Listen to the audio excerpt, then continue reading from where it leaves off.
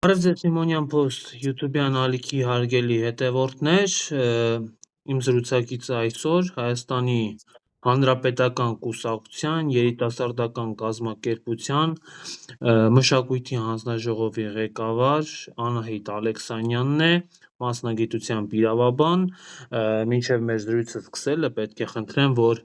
անպայման բաժանորդագրվեք այս ալիքին, հավանեք տեսանյութը եւ նաեւ ձեր մեկնաբանությունները, ձեր կարծիքը գրեք այն ամենի, այն հարցերի վերաբերյալ, որոնք մենք հաջորդիվ կքննարկենք։ Անահիտ, բարև ձեզ։ Բարև ձեզ, Կորյուն ջան։ Խոսելով նախընտրական քարոզարշավի վերաբերյալ միանշանակ ակնհայտ է անկասկած, որ մեր հասարակության ճնշող մեծամասնությունը շատ լավ գիտակցում է, որ այս իշխանությունը քարոզարշավը ընկալում է ոչ թե որպես մեր երկրի ապագայի շուրջ գաղափարական մրցակցություն, այլ ընդամենը վերածել է սեփական իշխանությունը պահելու ինչ-որ պայքարի եւ դրա համար կիրառում է ամեն հնարավոր մեթոդ, սկսած վարչական ռեսուրսից, տեղեկատվական մանիպուլյացիաներ, տարատեսակ պիտակավորումներով է հանդես գալիս եւ նույնիսկ հանրային ճնշման մեխանիզմներ է ներդնում եւ սրա հետ զուգահեռ մենք ինչ ենք տեսնում, որ որքան ավելի է խորանում եւ շատանում մեր հասարակության դժգոհությունը եւ անվստահությունը այս իշխանության նկատմամբ,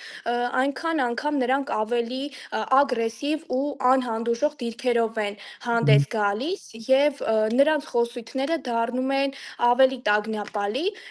ինչը եւս մեկ անգամ փաստում է այն հանգամանքը, որ այս իշխանությունը քաղաքական մրցակցությանը մոտենում է ոչ թե ժողովրդավարական, այլ բացառապես իշխանությունը պահպանելու եւ իրենց ազգադավ հակահայկական ապիկար քաղաքականությունը վերակենդանացնելու տրամաբանությամբ։ Ու եթե վերցնենք նախընտրական քարոզարշավը առանձին, դա դիտվում է որպես ժողովրդավարական գործընթացի ամենակարևոր գլխավոր բաղադրիչը, սակայն հիմա մենք ինչ ենք տեսնում, որ այն ընդամենը վերածվել է այս իշխանության կողմից ատելության, թշնամանքի եւ անհանդուրժողականության ու բռնություն ձևավորելու գործիքի եւ իրավական պետությունում քաղաքական պայքարը լիովին պետք է իրականացվի օրենքի, քաղաքական էթիկայի ու մարդու հիմնարար իրավունքների սկզբունքներով եւ շրջանակներում։ Սակայն այդ ատելության խոսքը միանշանակ այն դեպքում, երբ այն հնչում է պետական բարձր պաշտոն զբաղեցնող անձանց կողմից, առավել եւս վարչապետի աթոռ զբաղեցնող անձի կողմից, այն էլ հանրային կերպով, հանրային խոսքում, առանց որևէ կաշկանդության, առանց որևէ մտահոգության նման արտահայտություններով հանդես գալ, ինչը իրենից ենթադրում է մեր հասարակությանը բաժանող հայտարարություններ, բռնության, հաշվեհարդարի նման օրինակ ակնարկներ, ընտրական գործընթացներում նման կերպ հանդես գալը միանշանակ պետք է նշանակում է իրավական գնահատական, պետք է արժանանա իրավական գնահատականի եւ օրենքը պետք է բոլորի նկատմամբ հավասարապես կիրառվի անկախ զբաղեցրած պաշտոնից, քաղաքական դիրքից, եթե հակառակ պատկերն ենք մենք հիմա տեսնում, պարզադառնում, որ հիմա ժողովրդավարությունը ուղղակիորեն վերածվել է ձևական արտահայտության, իսկ իրավական պետությունը հիմա քաղաքական շահերի ծառայող մեխանիզմ է դարձել ու նման իրողությունների առկայությամբ այս իշխանությունները, որոնք այդքան բարձրագույն խոսում են ժողովրդավարության բաստիոնի մասին, հանդես է գալիս ժողովրդավարության դիրքերից, այստեղ որևէ խոսք չի կարող լինել ժողովրդավարության մասին ու սա ժողովրդավարություն չէ, սա ընդամենը ժողովրդավարության ծաղր է այս իշխանության կողմից եւ այլ ոչինչ։ Հետաքրքիր է, դուք խոսեցիք պատասխանատվության մասին եւ ատելության խոսքի մասին, բայց իմ դիտարկմամբ Նիկոլ Փաշինյանը բացի ատելության խոսքը նաեւ քրեորեն հետապնդելի խոսույթ է ցուցաբերել այս ընթացքում, օրինակ ֆիզիկական հաշվեհարդարի սպառնալիքներ, հա, երբ որ ասում է ներողություն արտահայտությանս համար կզացնելու եմ, սատկացնելու եմ, սատկացնելը, այո, եւ դատախազությունը այստեղ հանցակազմ չի տեսել, այ դուք ինչպես եք վերաբերվում դատախազության նման մոտեցմանը։ Միանշանակ վերջերս ասուլիս եմ ունեցել այդ հարցի շրջանակներում եւ կարծում եմ, որ այժմ ողջ իրավական համակարգը վերածվել է այս իշխանության լծակների ու մեր նշած բոլոր հանգամանքները եւ իրողությունները փաստար կա այն հանգամանքի, որ այս իշխանությունը ակնհայտորեն Նիկոլ Փաշինյանի ուղիղ գլխավորությամբ նախընտրական ողջ process-ներում փորձելու է ամեն կերպ կիրառել բոլոր հնարավոր ու անհնար միջոցները ընդդիմադիր ուժերի նկատմամբ, բոլոր այն ուժերի նկատմամբ, ովքեր իրականում ազգային շահ են հետապնդում։ Եվ դա ունի մեկ պարզ նպատակ, քանզի այս իշխանությունները, գործող իշխանությունը շատ լավ գիտակցում է, շատ լավ տեսնում է սեփական վարկանիշի անկումը եւ նրանք տեսնում են, որ իրենց վարկանիշը շրիշակից էլ ցածր է եւ նրանք այլևս չունեն հանրային նախկին աջակցությունը եւ դրանով է պայմանավորված նրանց այս տագնապալի մոտեցումները, նյարդային ու երբեմն կարելի ասել այդ հիստերիկ արձագանքները, պոռթկումները, որոնք ուղեկցվում են բացահայտ ատելության, խտրականության ու անհանդուրժողականության կերպով հանրային խոսքում, ինչը ուղղված է մեր Արցախահայությանը, ինչը ուղղված է մեր քաղաքական հակառակորդներին, քաղաքական դաշտին եւ առհասարակ բոլոր այն անձանց, ովքեր Հայաստանի Հանրապետության քաղաքացիներ են ու չեն կիսում այս իշխանության քաղաքական գաղափարները, քաղաքական որևէ գիծ։ Ու այս իշխանության ներկայացուցիչները փորձում են մեր հասարակությանը համոզել, թե նման արտահայտություններով, նման խոսույթներով հանդես գալը ընդամենը կարող է էմոցիոնալ դրսևորում լինել, այսինքն դրանով նրանք արդարացնում են իրենց այդ խոսույթները ու դա վտանգավոր նախադեպ է ժողովրդավարական պետության համար, այսինքն ինչ է պարզ դառնում, որ նման պաշտոն զբաղեցնող անձիկ կարող են հեշտությամբ պիտակավորել եւ թշնամանք հրահրել մեր հասարակության խմբերի միջև եւ այդ անհանդուրժողականության խոսքերը ընդամենը կարող են ի ցույց դնել եւ պատճառաբանել որպես հույզերի ազդեցության ներքո արված հայտարարություններ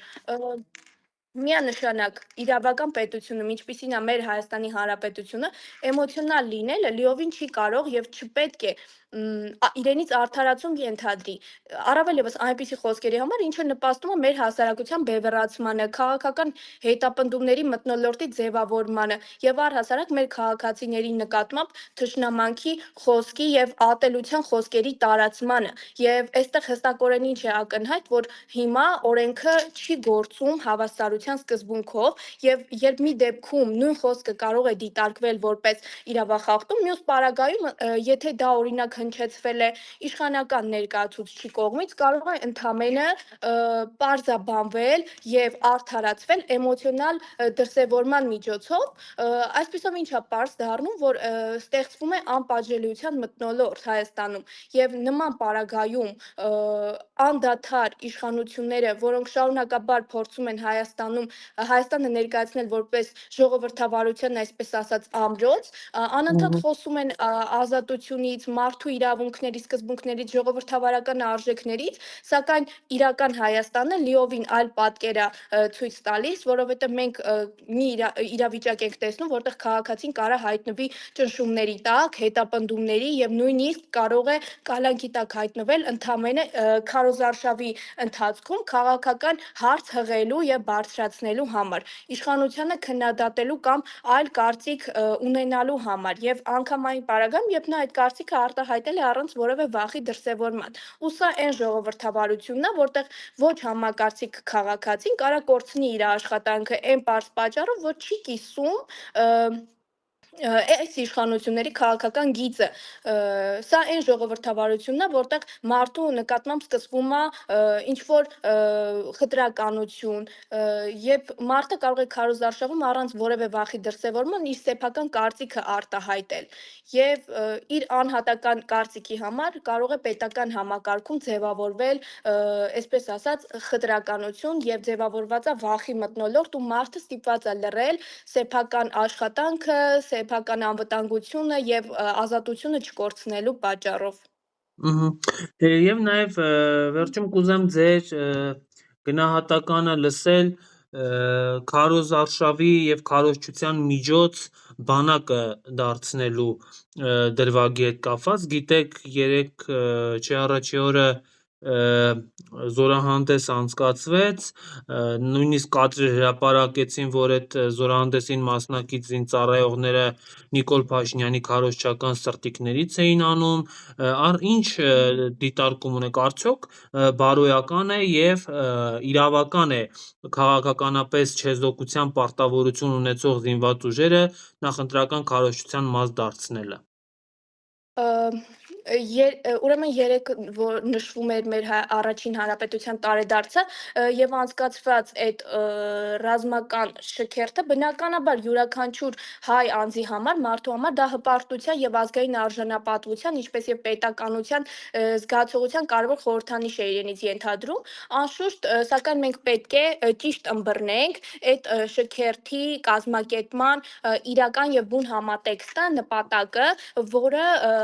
կարելի է պարզաբանել եւ հստակեցնել կոնկրետ այսպես. միանշանակ փաստ է դա, որ հենց այսօրվա իշխանության կառավարման հետևանքով է, որ մենք ունեցանք ծանրագույն կորուստներ, հազարավոր զոհեր, մենք ունեցանք տարածքային բազում զիջումներ, ազգային անվտանգության համակարգի փլուզում տեսանք եւ այնպիսի ողբերգական իրադարձություններ տեսանք, որոնք բազմաթիվ մարդկանց գնահատմամբ դիտարկվեց որպես երկրորդ հայկական մեծ աղետը, նույն հենց ցեղասպանական հետևանքների մակարդակի վնասեր, որը հասցվեց հայկական պետականությանը եւ մեր հայ ժողովրդին ու այս պարագայում, այս պայմաններում չափազանց ցինիկ է թվում, երբ նույն իշխանությունը, որը տարիներ շարունակ նսեմացրել է մեր հայկական բանակի հեղինակությունը, թիրախավորել է մեր զինվորականներին, արժեզրկել է մեր զոհվածների ընտանիքների ցավը, մեր ընկերների, մեր հայրենակիցների, հարազատների արյունը ուրացել է եւ փորձել է լռեցնել մեր ողջ հայրենակիցներին պատերազմի մասին բարձրաձայնելու վերաբերյալ, այսօր նրանք փորձում են ռազմական շքերթի միջոցով ներկայանալ որպես բանակի եւ պետականության միակ պաշտպանը, հանրության շրջանակներում ստեղծում են ուժի եւ վերահսկողության պատրանք, մարդկանց ուշադրությունը սոցիալական անվտանգային եւ քաղաքական ճգնաժամից փորձում են շեղել եւ սևեռել իրենց կողմ, սակայն որևէ շքերթ, որևէ նրանց կողմից կազմակերպված նման ցուցադրական այս ռազմական տեխնիկան